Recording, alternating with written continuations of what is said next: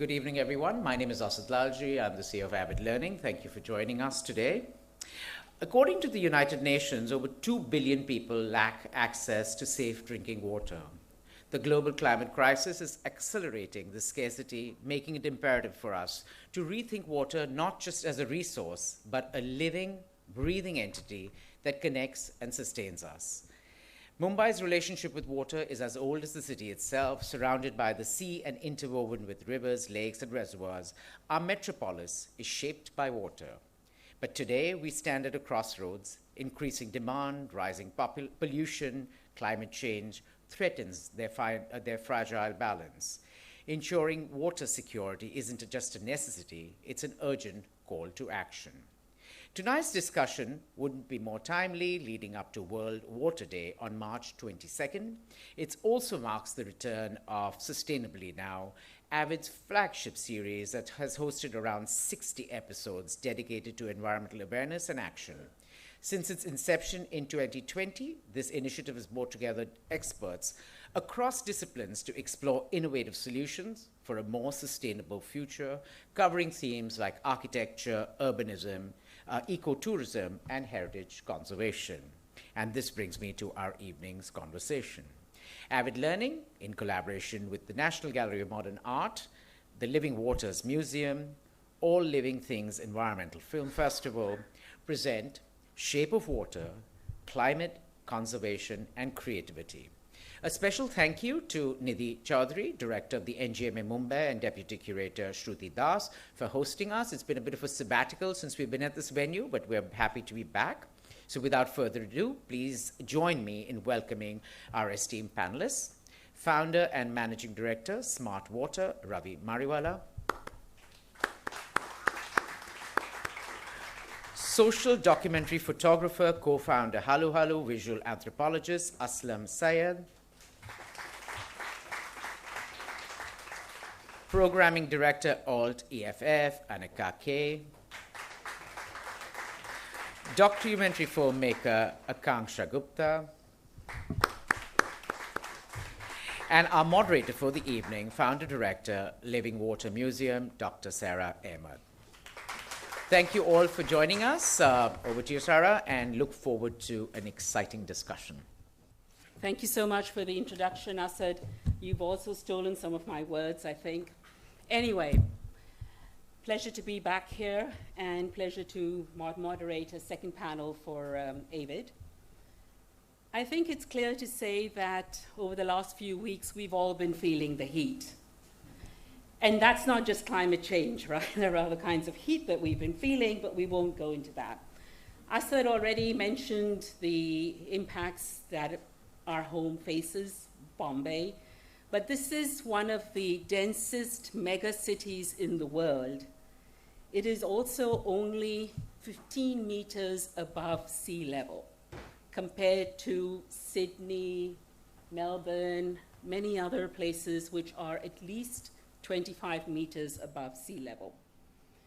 So things like sea level rise, urban flooding, tides coinciding with all of that, the frequency and intensity of extreme events, rainfall falling in a compressed period of time, all of these are not only affecting us, but affecting our environment, and more importantly, also the non-human world that we often have to stop and think about. But these impacts are not the same for everyone. There are vulnerable communities, there are low-income communities living in the fringes of areas. There are people who've been displaced by the coastal road and so on. Now, I don't know how many of you know that we actually have a climate action plan that was launched in 2022. Hands up if you know and if you've read the 240 pages of the climate action plan. Not many people have. Okay, well, I'm not going to talk to you about that, don't worry. But, you know, there's a lot of confusing science around climate change. Is it okay to have 1.5 centigrades of, emissions and warming every year? Should it be 2? Should it be 4? we keep having these shifting scenarios, shifting data sets, and so on. There are also a lot of people who are overwhelmed by climate anxiety and about the end of the world. I know a lot of kids from Generation Z who've said to me, including my own son, that we don't want children because the world is going to end. You know, so how do we deal with all of these things? And I think that creativity and the arts have a big role to play in this. And over the last few years, since I started Living Waters Museum, we have been working with storytellers, with artists, with musicians, with dancers, and bringing this creativity in a way to get to people's emotive core and to start to get them to think and act. I think it's also important, and we'll hear from the panel on that, on how do we learn from our past. We are part of a global network of water museums where ancient hydrotechnologies, and what we can learn from them are so important. Whether you are in Lisbon or in Marrakesh or China or whatever, there is so much. A lot of our urbanization is over water, right? So learning from the past, learning from our heritage is really critical. And not least, art, whilst it's beautiful, art alone cannot change the world. So we do need social innovation, we do need entrepreneurship, we do need enterprise development, we do need nature-based approaches instead of large infrastructure development. We need a lot of these that are community-based and community-engaged. So I'm not going to be showing you slides, the panelists will, but I wanted to just bring to your attention something that we launched recently, which is 2 years of work for us really in Goa. It is an interactive exhibition on Goa's water stories. We've been doing this around the country, being a hybrid museum. We've curated chapters on Calcutta, Pune, Jodhpur, and of course, Bombay. And Goa is our latest chapter. Have a look at it. It's goawaterstories.livingwatersmuseum. Oh, I think the URL is up there. And it's really community-based art engagement. Young people, researchers, students, and artists working together to create these 18 immersive stories on Goa's waters. And Goa is a lot of us go to Goa on holidays, but Goa is an extremely, extremely fragile environment. So without any further words from me, and I'll come back again later, I want to invite our first panelists. So what we're going to do is the panelists will introduce their practice in the context of the theme, sustainability, and how can we reshape water. So we've got the shape of water here, but really what we're talking about is how do we reshape a more sustainable, just, and equitable water future for all of us, especially for our future generations. So the panelists will all introduce themselves briefly, and then I'll open it up to questions that we have framed for them, and then we'll have some time for questions from the audience. Right? Thank you so much for being here. Ravi, first speaker. Thanks, Sara, for that introduction. So I think the thesis of my work has been that they're twofold. I'm an engineer by training, very hardcore engineer by training, but which I learned very quickly when I started with water that comprises not more than 5% of the work. So what I focus really on technically and otherwise also, water, where it matters, and efficiently and effortlessly. So technically I just distribute water across an area, and how can I do it evenly, uniformly, and the rates that we look at. So what I look at is how does one achieve smooth and uniform distribution of water, be it a simple shower, be it a large industrial equipment, be it a very, very tiny equipment also, like a micro channel or something which you use to measure your blood glucose. So my work looks at that. And one of the questions which bothers me a lot socially also is that how can we have equitable distribution of water across all aspects and all stakeholders. I think this is a very important question to answer. Today we have a polity of about 1.5 billion people, and the water distribution is highly unequitable. And I think this is a area of concern, not just in this country, but across the world. And I work with a lot of data. I'm very agnostic about technology. I believe at the end what wins is the right technology, whether it's old or not. Today I'm using a 300-year-old technology for a village for water filtration, which works beautifully. Sustainability is the core of my work. I am focused on my customers, whether they are internal, whether they are external, whatever it matters. And I think we have to get into their minds to understand what we can really, how can we make a real difference for them. And how do people work with technology? I think that's a very interesting point, because you can have high tech, low tech, but if you cannot interact with it, there is a problem. And I look at how do we transition from low tech to high tech, and it's a very challenging field. I ponder on whom does the water belong to. I think that's a central question. What today the law says is that if you have water underneath your ground, it belongs to you. But really, is that the right thing to look at or not? And how do we interact with water as a society? I see Bombay, what used to be and what it is today.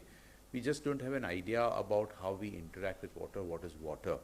Earlier we used to get nice monsoons and would like to go out and get wet. Today we just get scared of the floods. So we really don't know how we interact with that, and that is something I think a lot about. How can we have equitable distribution, as I said earlier? And there are lots of economic models, lots of social models, and so on and so forth. So we look at that. Biggest question which comes up is, should water be priced? I think this is a very important question to answer. And how do we do that so that it is equitable and people who cannot even afford anything do get water also? So these are some important things which I like to look at. And of course, as Sara mentioned, what's the future of water, which is a lot of the things which kind of sometimes keep me awake, because the good things are happening, and keeps me awake because I get scared also. Thanks.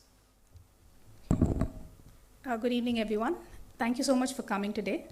I'll begin with thanking Asad for inviting me for this panel discussion. I'll take a few minutes to introduce myself and a little bit about my work. Essentially, I'm a documentary filmmaker. I started my journey in advertising many, many years back, and I've also worked on documentaries for National Geographic.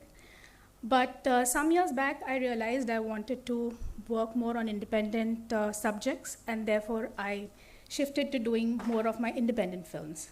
So for me, in my films, one of the most important subjects is cities, because I think cities are extremely complex. They are one of man's biggest genius and also one of his biggest follies. So when I started working, water became a very, very important lens for me to examine the city. Now, these are some of the films that I have made over the years. I will just quickly introduce you to what I've done so that you get a sense of what my engagement has been. Looking Through the Fence was one of my first films. I was looking at class politics in Delhi, and this was through observing a common gate between two societies. A story about them was a story about migration, again in Delhi, where I ask a very simple question, how far back do you go in history to determine who's a migrant and who's not? Coming to these two films, this is where my journey with water actually began. The film, The Golden Fish, is something I made in 2021. Here I'm looking at the casino industry in Goa and how it impacts the local livelihoods, which includes the fishermen.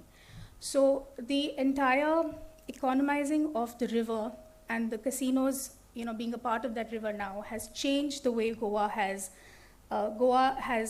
evolved. In fact, over the period of time, there has been an erasure of the Goan identity. So this was one of the films that, I started very keenly to look at water. My next film, Chaviwalas of Mumbai, is actually my latest and something which is very close to my heart, because I look at the water politics in the city. And the important question in this film that I try to address is who controls the flow of water in the city. And I used the Chaviwalas as a way to explore that. And Chaviwalas are basically key men who rotate the walls and control the flow of water. From this film, actually, I expanded my work and I went into designing a walk. It's called Tracing the Footsteps of Water in Mumbai. Actually, it was very much hand in hand that I developed the two things.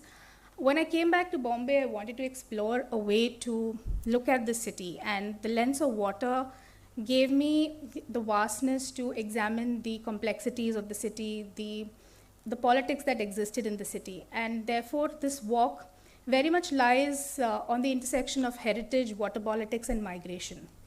So this has been my engagement with water and the city, and the fascination continues, and there are more projects in the pipeline with which I explore water stories in this city. Thank you. So I call myself a photographer. Even now I'm calling myself as a photographer. But it was a gradual evolution of myself, and I'll be talking that. So 2017-18, I started documenting rivers of Mumbai. So that time I got to know about when I started documenting rivers of Mumbai, one of the first river I documented was the Dahisar river. So because when I started documenting and from the start to the mouth of the river, from the Tulsi Lake to the creek where it goes into Arabian Sea. So I got to know there are people who live along the river. I'm not going to talk much here because I'm the panel, I have to talk about this or everything. So this journey, I documented a lot of pictures, and I got to know about so many things. When you go behind the camera, you get to know, you become very serious and responsible. That is one. So this is one of the pictures on the corner, bottom, on the left side. It's it's a mirror to us, what we see water body and how we see it. If you see that image carefully, there are some people who are sitting on the right side, and there are some children playing on the left side. So on the right side, those people are we. We just go there and we enjoy and we come back. We don't even try to talk who are these people and what they are doing there, right? So that person who is there on the right side on bottom is the rickshawala, but he was a Kohli man. He was a fisher folk, and he is now driving rickshaw. So that was one story I documented in 2017-18. This is another story I documented. This was commissioned by Living Water Museum by Sara, and I got a chance to explore South Mumbai and the water issues in South Mumbai, and these were the people. I was surprised to see these people still exist in Nagpada and Madanpura, those area. And these are water carriers of Mumbai, the last water carriers of Mumbai. They used to deliver water with the leather bag. Okay, and the last picture shows they have stopped using that leather bag. Okay, so what I thought is, when I did this photography, photo essays, I thought how should I do it? Should I show it in gallery and like that? But I thought I should talk to the people while I'm showing the pictures. So I thought of doing street exhibition, and I wanted to talk how they feel about when they cross Bandra, from Mahim to Bandra, or they cross any gutter or nala we say, okay. But when actually people saw that water body was very beautiful inside, so I wanted that reaction from the people. Okay, so there was a second exhibition I did. This was a pop-up exhibition. Again, this was a Lash Bishti, again supported by Living Water Museum. And here, I'm talking about the water story, but what I want to get engagement with the people, what they feel about it. It was my direct relation with the viewers. And then finally, this was a little less interaction. I wanted to take them to the water bodies, and that's how I started Hallu Hallu. So that's it from me. Thank you so much. Hi everyone. Lovely to be here and lovely to have some poignant questions and points already raised. Oh, there I am. Okay, so my name is Anaka. I'm currently the programming director at Alt-F, which is All Living Things Environmental Film Festival, but obviously I wasn't always doing this. I've been a lawyer, a journalist, a filmmaker, and a theater artist myself, and the work that I do at Alt-F really feels like a coming together of all of these things. Now, I say that to say that as programming director, myself and my team were in this position where we curate this story of what the environment is and what the climate crisis is that we're currently navigating. And in order to do that, we have to look at the world in a couple of different ways, right? So my journalistic background and my law background allows me to verify my sources. Now, I've put down 3 things. I was trying to prepare for this talk, and I was thinking, what is it that we really do? And what I really do, the crux of what I do every day, is I verify my sources. I've seen The Last Bishtis of, by the way, shout out to that film, it's very, very beautiful. But what I do as a journalist and a lawyer is I bring that brain where I verify my sources. Where is it coming from? What are the primary sources? What are the secondary sources? Where is the story originating? Who's telling it? Those are questions that I ask myself when I look at any piece of work. Then I critically analyze it, of course, along with my team. There are various lenses as to which we can enter this subject. That's also what was so challenging about trying to prepare for this panel, because the subject of water is so all-encompassing. It covers every single aspect of our lives. And lastly, and not least, I check my privilege, which is something that everyone in this room has already alluded to. People like us who are sitting in extremely privileged spaces and making decisions. So oftentimes it becomes incumbent on us to think about where it is, what it is that we're trying to put forward and why.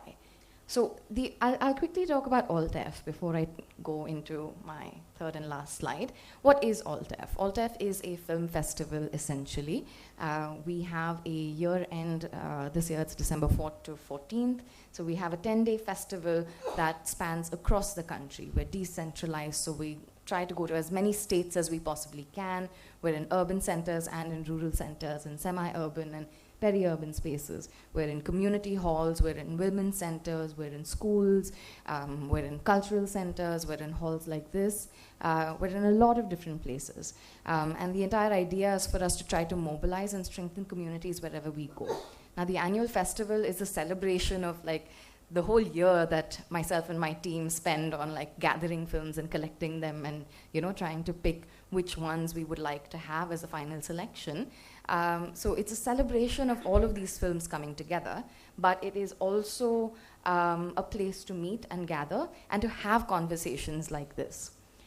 We also have a budding schools program and a film fund because there is a gap for environmental storytelling in India, a rather big chasm, I would say.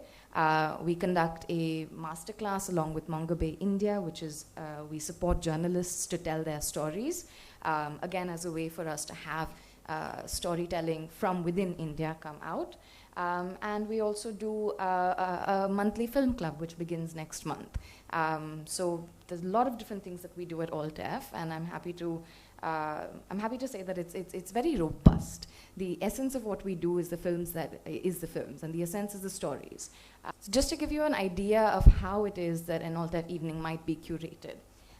These are some films of the 1,000+ films we've received over the years. I just wanted to create a little bit of a landscape. We've got this beautiful film called Haul Out, which essentially talks about how does this relate with water. This is about walruses that essentially have lesser and lesser space on which to rest because of melting ice and melting glaciers. That relates with water in one way or another, right? In terms of biodiversity, in terms of glacial melt. Similarly, when we talk about biodiversity, we can also talk about Camels of the Sea, which is a film by Urja and by Pari, People's Archive of Rural India. And that's a story about how this particular species of camels, which is herded by a particular tribe of pastoralists in Gujarat, is dependent on the seawater and on mangroves to survive. But conservation policy, not just in India, globally has been overtly protectionist. And has decided that, okay, if animals have to survive, one needs to be kept, if plants need to survive, of this forest land needs to survive, then animals need to be kept separately, or humans need to be kept separately, rather than sort of embracing the interdependence with which they exist. So we see that as the camels are kept out of this space, the mangroves suffer. Not only the camels suffer, the livelihoods suffer, but also the mangroves suffer. So it's a way for us to, again, think critically about who are the stakeholders in any given situation. And I'll quickly wrap up by saying there are two other stories, it's two other ways in which we can look at water of the millions of ways in which we can look at it. One is the feast, which is based on the story of women protesting in Pulikat region in Tamil Nadu, where there is a severe loss in fish biodiversity because of the release of industrial pollutants and hot water, essentially, into the Bay of Bengal. And they organized a protest by cooking a feast for their local politicians. And it's a gorgeous movie based on a true story. And then we've got Jamna, the river story, which then talks about the pollution and the mismanagement of the Yamuna River through the story of a mother and a son duo as they make their livelihood, their daily life on that river. So these are, I mean, this is the tip of the iceberg. I can keep you guys as a captive audience and keep talking, but I'm not going to do that. But just to give you an idea that this is how we curate at Voltef, and this is what I do year-round, and we can get into it now. So, hi, we've heard from all the four panelists and a lot of interesting ways to look at water, to try and understand water, to work with it, to conserve it, and so forth. So I'm going to begin by asking Akanksha, you the first question. Why do you consider, why do you think water heritage is important when we're looking at urban development here? And how would you define, water heritage? What does it mean to you? And why should we really care about it? I think how I would define water heritage is it's the knowledge system that exists around water that has been passed on over generations, over centuries. Now, this knowledge system can be in both forms. It can be intangible and it can be tangible. When we say intangible, we are looking at water management practices. We're looking at water conservation practices, traditional methods. We're also looking at the belief system that was followed by various communities, very often region-specific.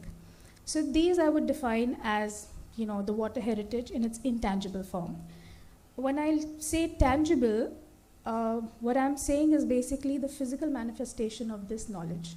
So whether you're looking at the Baulis, whether you're looking at the step tank system in South India, or you're looking at Pyavs, they're all a manifestation of this knowledge that exists over the years. Now, why is it important for us to care about it in the current scenario? Because this water heritage that we have, it is intrinsically, the core point about this is that it's sustainable in nature and it has a very integrated approach, which is something that we are lacking today. In our urban development, we are largely a land-oriented economy. So we look at water as a civic utility. Whenever we develop land, we look at water to be provided for human beings. So the perspective of water is from that angle. And therefore, I feel, the traditional knowledge or, for that matter, the practices, they can teach us about how we look at water as an element in itself, how it needs to be respected as an element in itself, and carry out those sustainable, practices. So that's why I think, water heritage practices need to be practiced even today. Just want to make one clarification that not everything from the past was, sustainable or needs to be commemorated.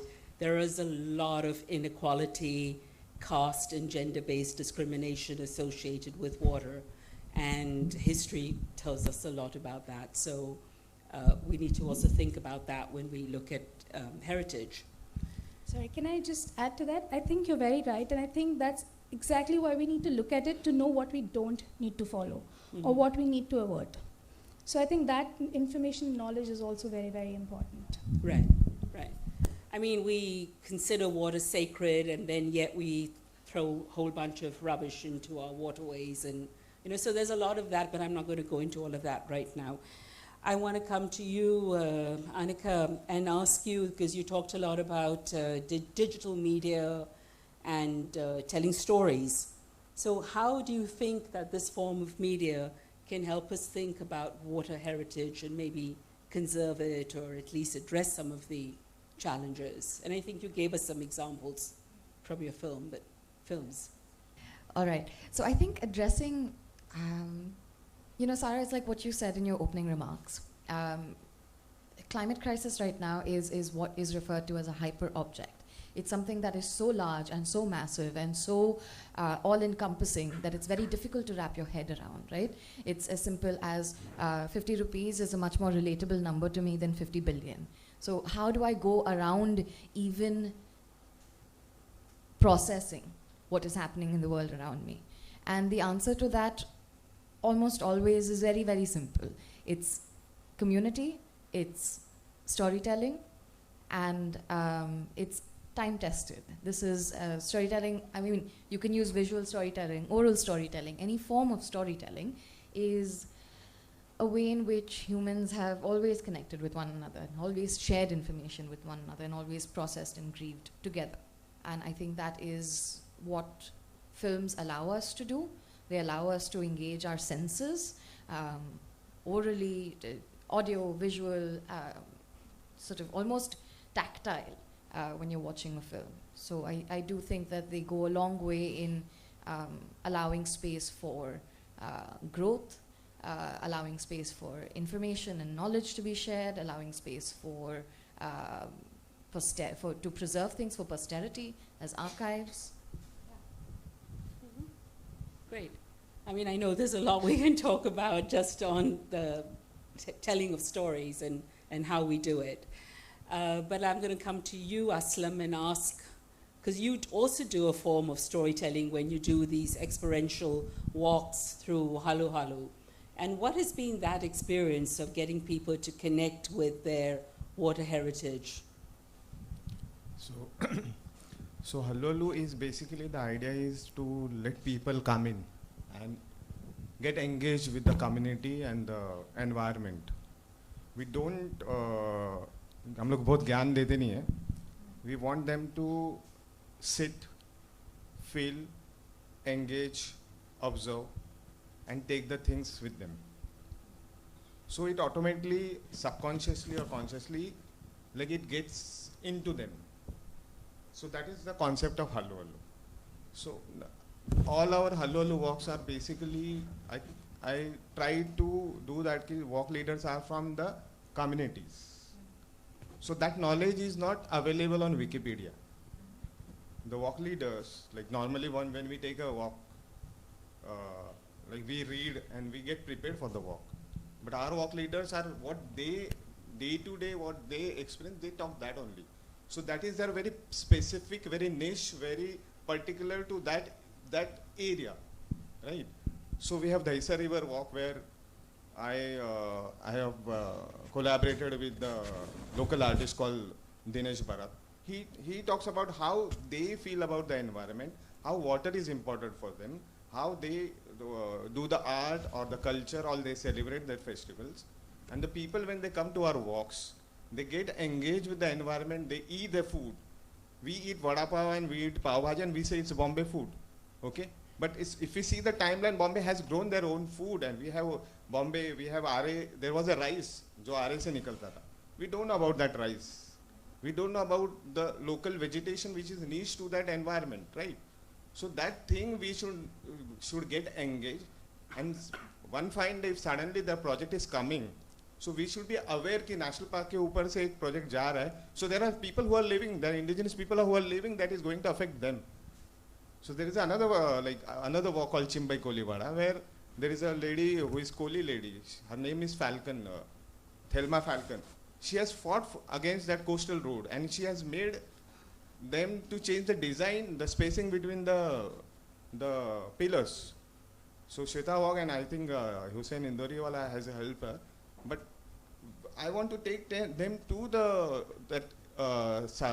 ground zero, and they should feel it. This is what happening to their environment.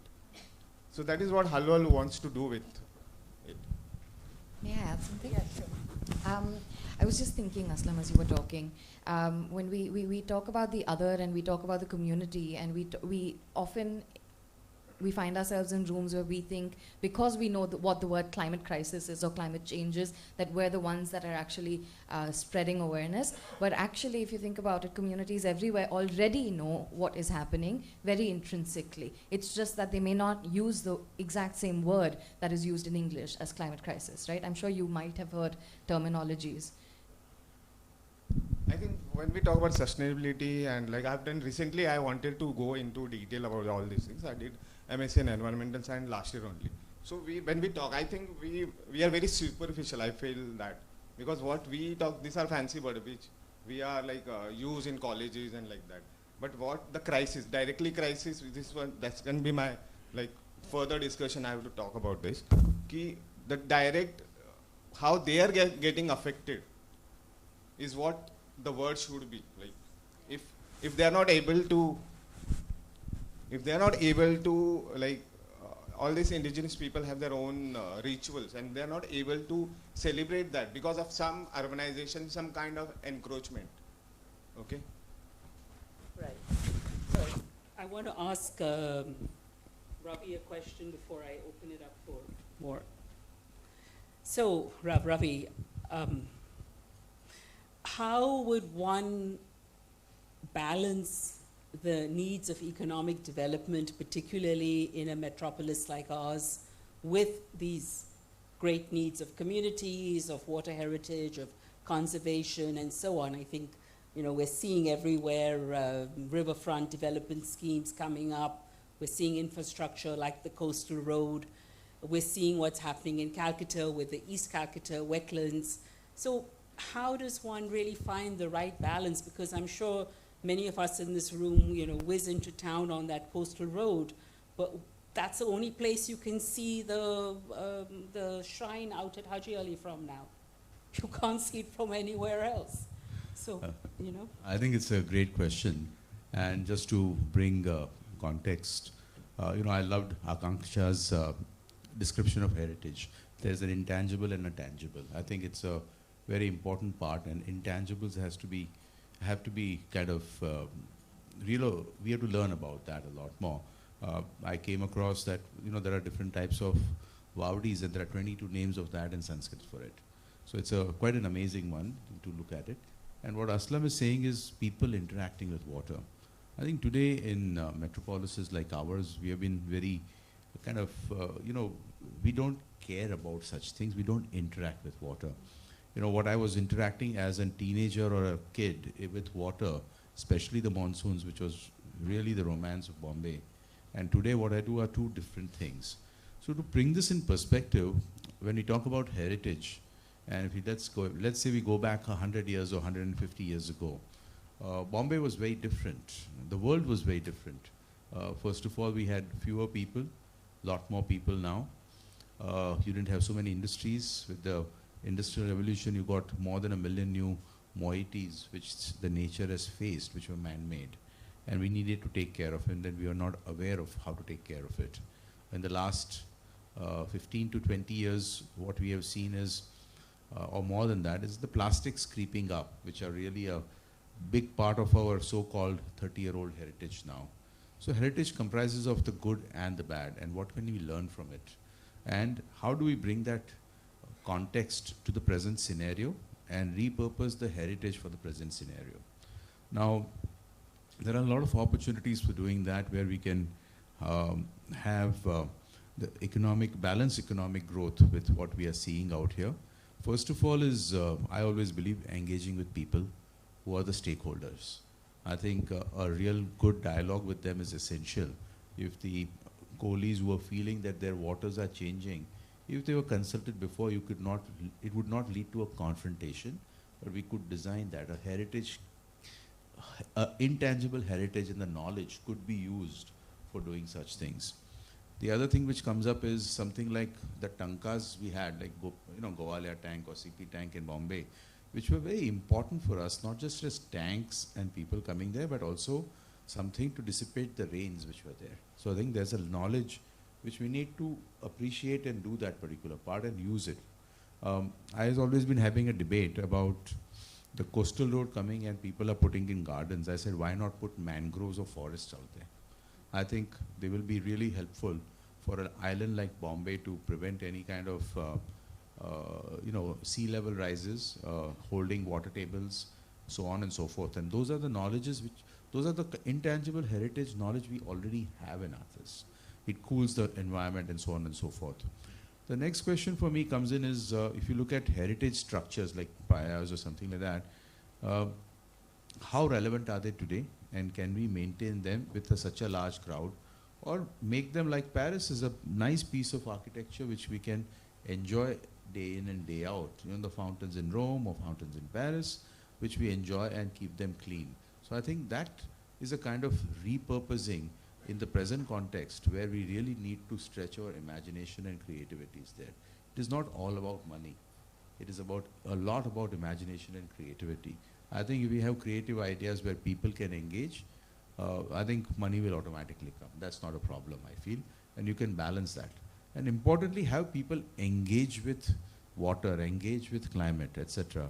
Today, Bombay is going to be putting up 6 new sewage treatment plants. Why not give them a feel of saying, what is a sewage treatment plant? How does the dirty water get cleaned up? Let them feel it. That will do 2 things. It will educate a lot of people, just like the planetarium does. And second thing, it puts a pressure on the authorities also to have the plants performing and up and running. I think we have to hold them accountable in a very positive manner. And I think this would be a very nice way of doing that. Everywhere else in the world we see the water bodies are really cherished. We also used to love them. If you go to Lonavala, all the dams which were built to capture water for steam engines, etc., have become heritage structures which are beautiful, which are a point where we go and enjoy them, and the water is being repurposed for something else now. So I think repurposing, bringing in knowledge in the present context, I think we'll need to work on that, and we'll have to be creative to address these issues. Thanks. Thank you so much for these examples. I was just thinking about the fountains that you mentioned, whenever you travel, whenever I go out of India and I see a fountain where a child is filling up a water bottle, that's an immediate photograph, And I have so many of these where people are actually drinking the water from a public fountain. I don't know how many of you have been to Jodhpur and seen the work that was a public-private partnership around the stepwell in the heart of Jodhpur, where they've made a stepwell cafe. I think it's the Ras hotel chain. But there are many commercial establishments around that stepwell which also work together to keep it clean. And it's a place where everyone comes in the evening to reflect on, to sit, to talk, to chat, to have chai, to swim, whatever. So those are the kind of spaces around water, and that brings me to the question for you, Akanksha, again, like how do we look at issues of identity, urban identities around our water heritage, and how can we strengthen some of that around reservoirs and tanks and bowlies and so forth? So I think when we talk about spaces like reservoirs, lake, or bowlies, these are very important spaces for people to come and interact, for different communities to come over there to interact. I think what happens is when you do something like that, you also encourage a very inclusive society, because here you are, you're exercising tolerance, you're accepting, you are sharing of ideas happens, political ideas happen. So these spaces become very important, and more the number of spaces, people feel more relaxed to be in these environments. But I would also like to look at it in another way. What do these spaces, if a city has these kind of blue spaces, and I call them blue spaces, is that it also says what the city stands for. What is the intention of the government, what does it stand for? The fact that it is willing to not monetize every piece of land, but to give space for a blue space, for a water body, and for people to come and interact over there, it means that it values human life, it values animal life, it values plant life. And, it is willing to give a certain standard of living to its people. And, I'm reminded of one thing that I do on my walks. I actually ask people to get with them piped water, non-piped water. when they're coming for the walk. And very often people are not able to find non-piped water because everybody now just accesses water through pipes. So most often it's Banganga or the sea that they look to bring that water. And that sort of brings us to this idea that there are no blue spaces left. There is no space for interaction with water directly. We're always looking at water coming to us in a very constructed format, somebody supplying it to us. There's a certain quantity attached to it and everything. And the other thing that I feel, when you increase the blue spaces is that people start to get attached to these places. They develop memories around these places, and therefore they take a certain sense of ownership. So all of this adds to the identity of the city, identity of its people. And I'll give you an example very close to home, which is the Hanging Garden. Just some months back, I think last year, the BMC had spoken about reconstructing or demolishing the reservoir. Now, people over there, obviously the residents over there, they were very attached to the garden, to the old trees, and they understand the importance of that green space that they have. So they went out and they called out the BMC that please provide us with proof that this tank needs to be demolished, or can we do something to save it. So I feel what happened is that over a period of time, people took ownership. They took that, they took it upon themselves to protect that piece of land, that piece of blue space in the city. So I feel it does add to who we are, these kind of spaces. So I guess that answers your question. Yes. Yeah, it does. And so much more around that as well. I mean, it's not just the water, it's the landscape, it's the trees around the water, it's the riparian environment, it's the marine creatures that live along the shoreline and so forth. I mean, it's a lot of things, a lot of human life and non-human around water as well. So it's those multiple identities. In fact, at Banganga, you see people sitting with ducks because ducks are a very common part of, that landscape. So it's very interesting. On a normal day, I don't see ducks. I don't understand, when I see a bird or I see an insect, my instant reaction is, I need to vacuum the space. I need the space to myself. So I think these kind of spaces allow that kind of interaction even with non-human populations. Right. Yeah, you were talking about, people bringing water from their homes or like really not finding non-piped water. But I wanted to just tell you that a lot of the piped water that we take for granted actually comes from tankers from villages and all. So it's not even the municipal supplied water.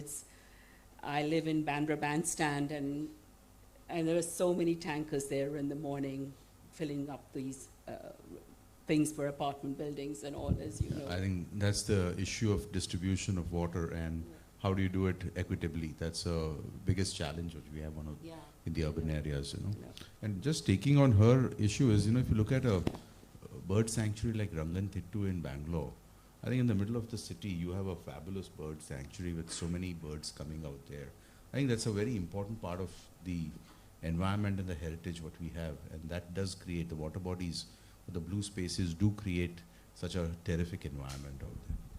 And also when you look at Bangalore, a lot of its lakes have been revived because people have worked hard over there around, building community, as you said, community ownership for that water body. So you had lakes that were fuming and frothing, all this, white froth and all of that, and now they're pristine environments, So anyway, Anaka, I'm coming back to you to ask, how does the kind of digital storytelling and filmmaking and all that you engage with, how does that work with younger audiences? How do you engage youth? How do you engage children around that? I know you do the festival, so they probably come for those events. But could you tell us a little more about that? And also perhaps if there are any examples where such storytelling has led to any change, any policy change, or anything you've seen that you can say that's been an impact? Interesting. So I'll answer the second question first, which is, does storytelling or has storytelling actually led to some sort of policy change? And the answer is yes. And some of the work that we can look at, this is not directly connected with water, but as we've already discussed, preserving land preserves water, preserves life. So all of them are interconnected. There is this example of a story that was broken by Pari about the Orans in Rajasthan. And while filming, the journalists found evidence of a great Indian bustard, a type of bird, and which happens to be an endangered species. Now, based off of that evidence, video evidence that they collected, they were able to actually protect the sacred space of an Oran. Orans are sacred forest groves, for those who don't know. So they were able to actually have an order from the court asking for that space to be protected based on this legality. So there is a lot of space for storytelling to uncover evidences, micro evidences, as we call them, that can go a long way in actually shifting the needle. And to the question of children, I mean, children are delightful. They're the best audience, and they understand almost immediately. In fact, I find it much harder to engage sometimes with older audiences because there's a lot of ifs and buts that come as we get older. A lot of sort of questions, very staunch opinions get in the way. But with children, it's very clear and it's very open. It's a question of, oh, this is a public commons. I quite understand that I need to preserve this. And isn't it obvious that I must do that? So, coming back to you, Aslam. You know, you talked about the vocabulary of climate change. And I want you to share a little bit more about your insights about indigenous knowledge systems and the whole intergenerational transfer of knowledge. First of all, we don't care about what who are the tribals and what their knowledge system is about. Specifically, like who are the urban designer, urban planners, who designed the city. They don't consider this thing. So when I interacted, I wanted to do a walk with Thelma, and she introduced me about the coastal road, and she told कि ये इतने बड़े engineer बन गए USA से आ गए, लोग समझता नहीं है कि इधर से हमारा बोट जाता है तो उसको रास्ता देने का रहता है. So this is a basic understanding. Can't we understand how their daily their boat goes and out, high tide क्या होता है, low tide क्या होता है, and how they design. This is very simple thing. So we don't bother at all when it comes to design part. Okay. So BKC जब बना था, BKC was project came up.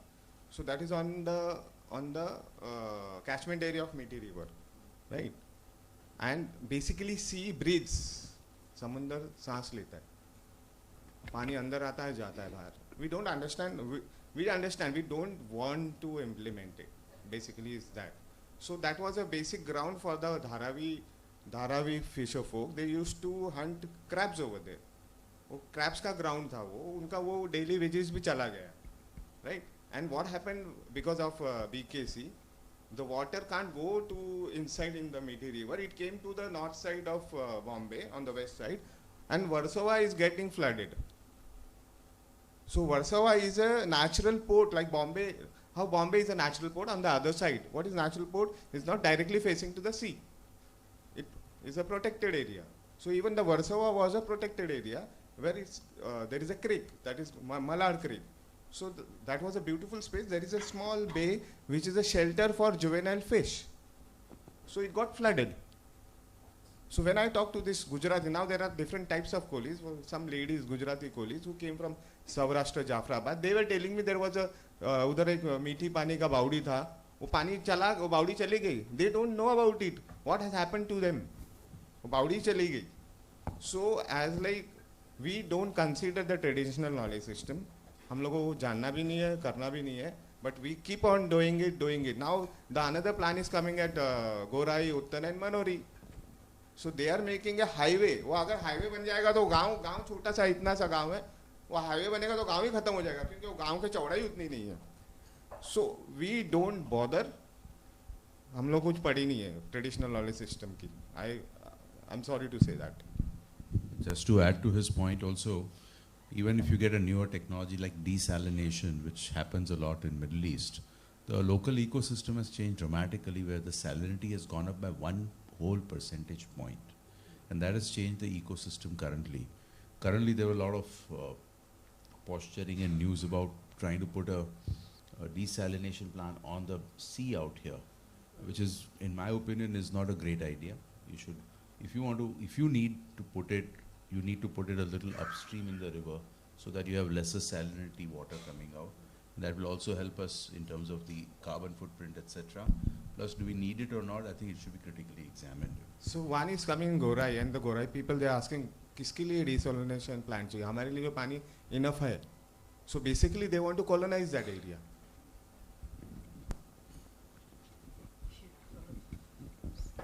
So anyway, last question for you, Ravi, is what do you see as some of the challenges with water governance? And you know, in your slides you talked about data and how you enjoy that, and I'm just wondering what role do you see for data visualization, AI technology? I mean, all of this stuff in terms of smart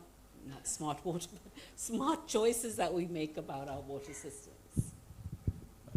I think the data choices are very important. Data visualization is very important. And rather than looking at the past, I want to look at the future. Because I think the future is going to be holding some really interesting times and very interesting challenges.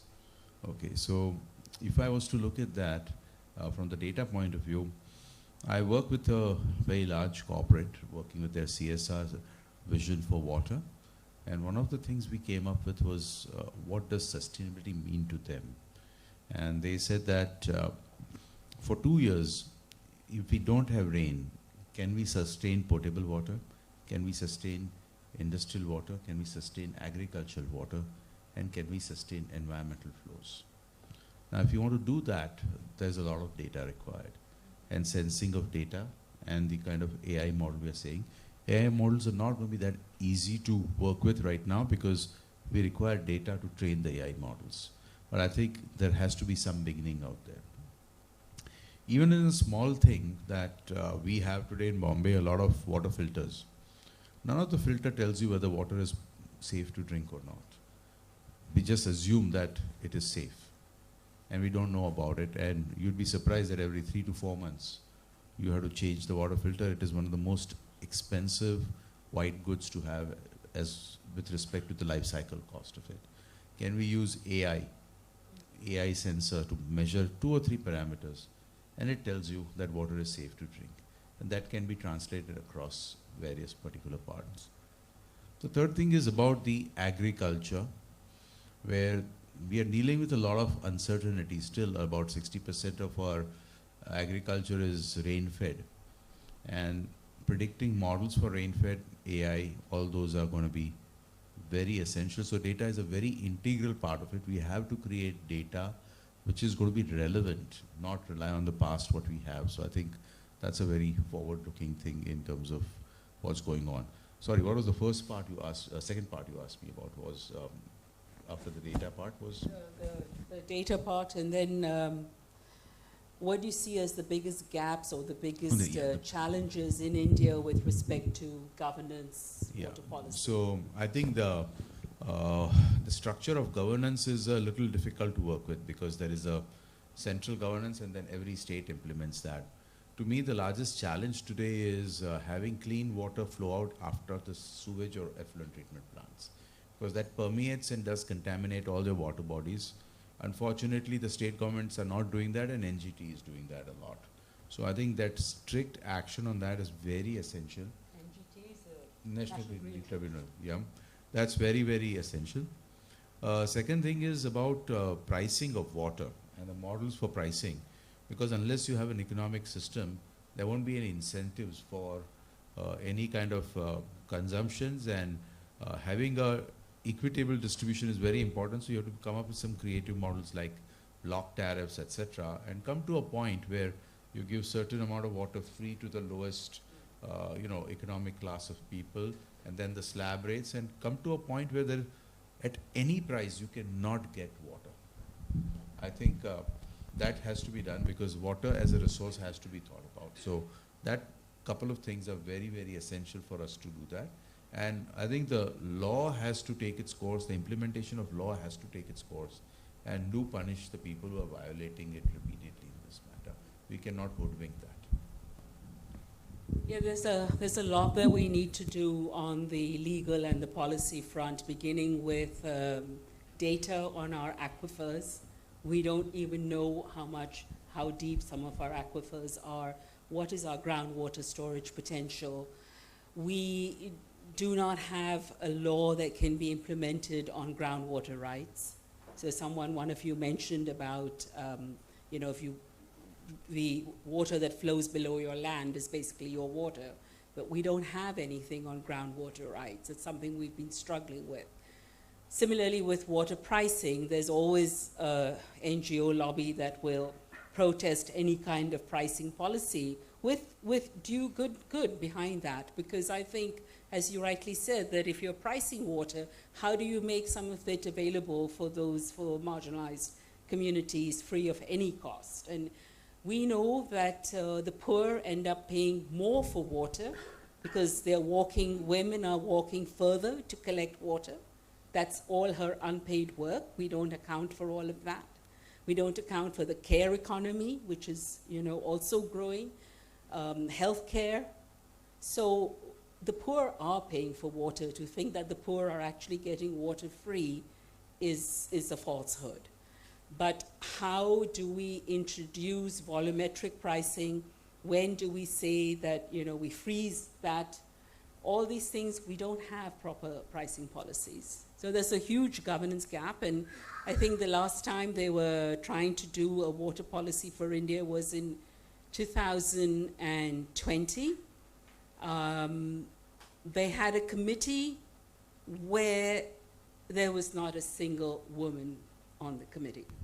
In the 21st century, to have a committee to decide on India's water policy without female representation, and then we talk about 1/3 women on, Pani Samitis and Panchayats and so on. So that all is okay. Women can do all the community-based work, but when it comes there, we don't have that representation. So we have about 5 minutes. I know I'm going to get a card to open up to the audience for questions.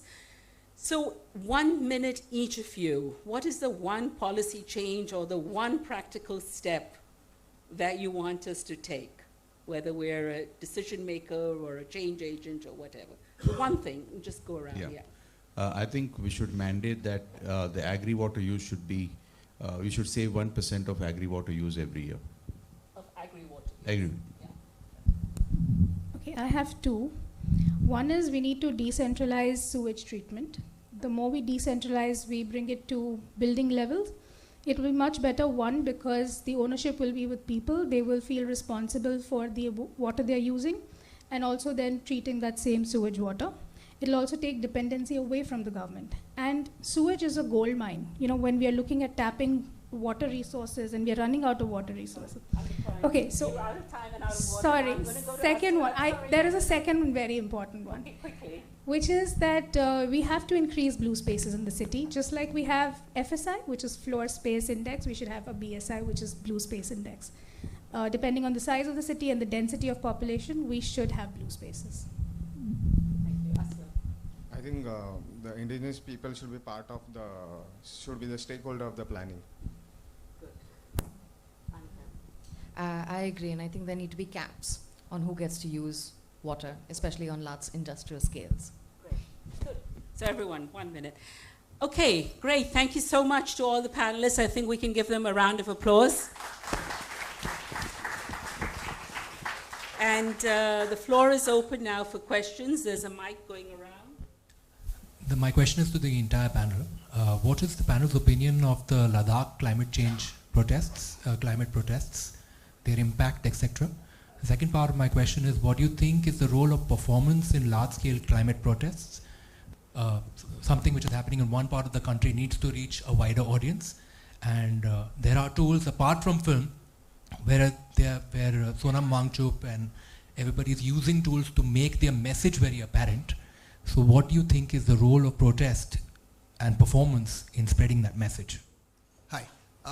Really quickly, I don't know if I'm being accurate here, but if we talk about culture and art and communication of the challenges and the nature of water, I wonder if there's something, if we can go back into our culture and wonder why the embodiment of culture, of water, sorry, in our traditions, it doesn't have the kind of salience that it should, because water is life. We know this, but we have gods for the mountains and for the trees and for the air and for water.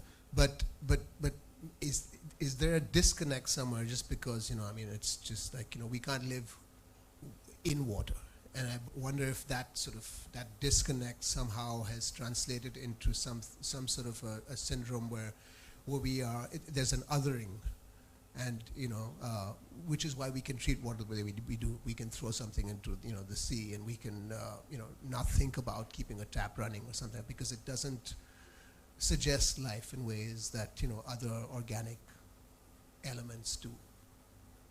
I'm going to take these two questions because they're kind of linked. So the first one was about the Ladakh Climate Action Plan and the space for mass protest, but also for performance and all. And your question about, is there a disconnect between us and water as a resource or as an aesthetic as well? And where does culture fit into all of that? Anyone? I think this idea of othering is very interesting, because when we talk about ourselves as one, we talk about indigenous tribes as though they don't exist, and we also talk about human and non-human elements. And I think it's not just about a disconnect between us and water. It's a disconnect between humans and all kinds of landscape altogether. And that sort of othering is perhaps, we see ourselves as separate, as invincible, almost playing God. And I think that's the position that we've come to as a society, unfortunately. Yeah. I think your question is very relevant, what you're talking about. And one of the things I feel which stems from is that we stopped interacting with water in urban areas. If you look at Mumbai, I was just giving you an example of the monsoons. I think those are the most amazing things, and you like to do that. Or say you go to Alibag, and I don't feel like swimming in the sea right now because I know what's the analysis of the bacterial load out there. So I said I'm very scared. Yeah. Or the fish you eat of there, it's also to know the heavy metal content of that. So a lot of knowledge also very dangerous, just not little knowledge. That's one thing. But if you look at, I was in Mandu last year.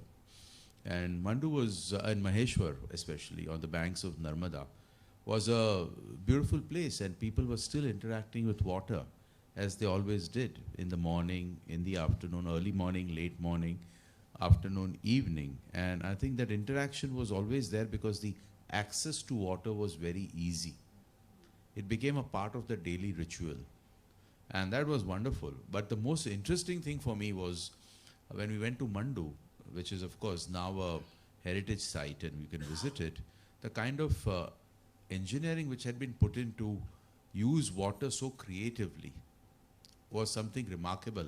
And that's the heritage we should be working back towards, to getting sustainable, natural ways of doing things and engineer it. I think we got a lot more knowledge now, or a documented knowledge. It might be that might have been there, but if we have documented knowledge, we could do that particular part in this way a lot more.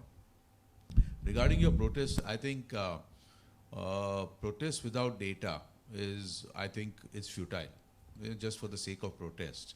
I understand the climate change is coming, but the protest with a good communication does make a lot of the difference out here. And I think I normally like to take a view whereby we can talk with data, talk with facts, talk with examples, talk with stories, and then you demand it. I think demanding is a right. I think the right, our constitution gives us a right to clean water, and we have to demand it, that this is what is happening. Unfortunately, everything we getting down to is fighting about it, So I think we have to think about it, what is the approach you would like to take on that?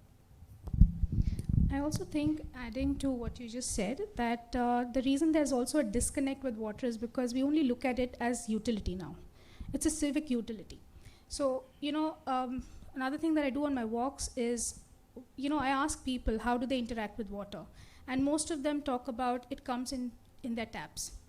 And the thing is that we're also removing all kinds of, visual, oral kind of evidence of water which is coming to us. So we only see water when it comes out of our tap. We don't see the journey, we don't see where it's coming from. So there is that disconnect. And I feel like in cultures where, we approach water, we go to water, not that water comes to us right at our doorstep, there is a difference in how you appreciate water, how you respect water. So I think these things which are a part of how our everyday is organized, how, design elements are organized around us, all of this adds to, the way we interact with water, the way we feel about water. Did you want to say something?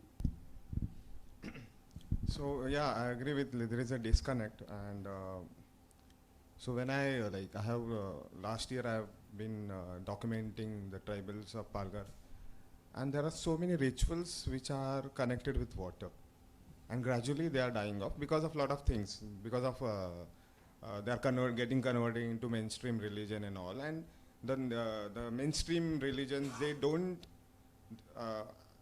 they consider water as holy, but these tribals don't consider water as holy. They consider that is a part of their life, and that's how they treat water. So if we disconnect this holiness with how we engage with water, what is the water for them, I think that should be a solution for how we see water. Hi, thanks for a great panel. I'm just wondering if you as individuals or the institutions you represent, could you give us a sense of your interactions with civic and municipal authorities, local, state, central governments? Is there any cause at all to be optimistic about that? Hi. When I grew up in Bombay, there was a lot of wells that were there all around. All of them have mostly disappeared. So have they dried up or have they been filled in? Yeah, hi. Excellent panel discussion. This is a very local, microscopic problem that I face. We have a family property and we have all large, it's a smaller place and we have large buildings around. And we always face a shortage of municipal water. And so then there's this whole tanker mafia. Now where do they fit? Because they are not, they own water when they are not supposed to own it, or who's authorizing them to? And how does that work? So I think it's a little linked, but I'm not sure. Yeah, thanks. We're talking about pricing, like the panelist was talking to us about. We're talking about pricing, the water under me belongs to me, etc. But we have these huge corporates bottling water, and all of us buy this water and use it. We're talking about pricing at a different level, but isn't it way easier to control bottled water? You want to go ahead? I can answer your question about wells. So the wells were actually filled in. There is a historical context to this. Around 1860s, there was an outbreak of malaria in the city of Bombay, and the government at that point had decided that the tanks, the wells, they were in very bad conditions. So they had decided that they would be filled over a period of time depending on how unhygienic the conditions were. I've also read that that was also an opportunity for them to take away a second source of water. Because the wells were a second source of water and the pipe water system had just come in. So if the pipe water system was the only system that would provide water, the entire control would be in the hands of the government. But basically the breakout of malaria was one of the reasons why the tanks and wells were filled. And since then, over a period of time, they were filled in. For your answer, I said there would be no comments. That's what I would say. About what are the good things which are happening on that. That's just jokes apart. There are some good things which have come out also. In probably not what you see around here, but in other places we have seen that things about sewage treatment especially. I think those have been good models out there, whereby they're using quite progressive methods of cleaning up sewage and repurposing it for something else. The pace at which the municipalities and the governments work is relatively slow, and it takes time. Though some of the public sector units with whom we have worked, they've moved relatively fast, and they've implemented some good things out there, and things are coming about it. People are getting aware of it. It's a slow way of moving things. I think the reports are coming in, and I think there should be a lot more of debate about the reports on terms of sewage, water infrastructure, engagement of public with it, and questioning for that particular part of it, and some way to engage with the governing body like the municipal corporations, etc., saying that, okay, we want to look at it in a way whereby it is, we are the stakeholders out here, and that should affect us. So that's, I think, very important, and it has to be data-driven. What Akanksha mentioned was that we decentralize sewage treatment, which is very good, but today the testing of sewage is very important because that's a public health issue. And how do we repurpose it for something else is also a very critical point out here. So that is one way of looking at it. The second question about bottled water, I think bottled water is a very interesting subject. You know, what are we paying for, or so-called paying for? I think we think that we are getting safe water. I'm not sure about that particular part. But what we are really paying for is the transport of water in a package unit from one place to another place. So the best thing is not have plastic bottled water, but have drinkable water out here. Bombay's water is fantastic, for example. I think what you require is simple ultrafiltration to clean out the bacteria and the dirt. And believe you me, the bacteria doesn't come from the municipal water lines. It comes from the society water lines. Okay, so I think let's put our minds to it and get into the bottom of the problems to solve that particular part. And tankers is a real problem because I think there's an excess, as far as I know in the reports, what I have read. And I think that will has to come in terms of questioning the people who are doing that particular part, you know. And I think that engagement is something which is critical. And sorry, are there more questions? Because I don't know, we probably have to wrap up right now. Asad is coming to say his last few words. On a positive note, there is the Bikha Beram well, which is celebrating its 300 years next Friday. But our dear Bachi Karkaria has edited a book that is being launched on Friday. So at least one well is there up and kicking. But thank you so much for this wonderful panel. Thank you to Ravi, Aslam, Anaka, and Akanksha, and to Sara for so eloquently moderating the session. We have collaborated with her and the Living Water Museum in the past and look forward to many more. Thank you to our partners, the National Gallery of Modern Art, Alt-F, the Living Water Museum. And I deeply appreciate all of you all making the time to come here and be part of this discussion. I have to thank our hosts for the evening, the National Gallery of Modern Art, Nidhi Chaudhary and Shruti Das. And thank you, the audiences. I mean, you know, this is a series that we started actually we had conceptualized it before COVID. But COVID took over and we just launched it online, and it's nice to see that we've managed to keep it going in its offline avatar also. Tomorrow, we've got many more programs planned at Avid Learning. You'll probably get spammed by us on a daily basis. But in case you all are free tomorrow evening, please come to the Royal Opera House. We have Singularity with drummer extraordinary Ranjit Barrett and his fantastic ensemble of world music and jazz. To find out more, just stalk us on social media or our website. Thank you once again for coming. Thank you to the wonderful panel and those wonderful questions. I think the panel will be here for a few minutes more after, then we'll be thrown out of the building physically. So just ask your questions quickly. Thank you very much.